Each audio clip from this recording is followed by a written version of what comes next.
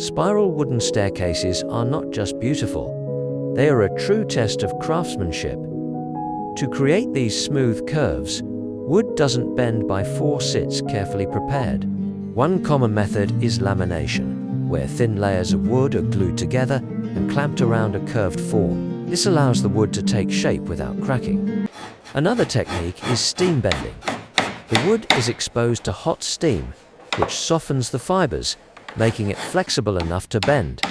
Once shaped and cooled, it holds its new form permanently. Precision is everything.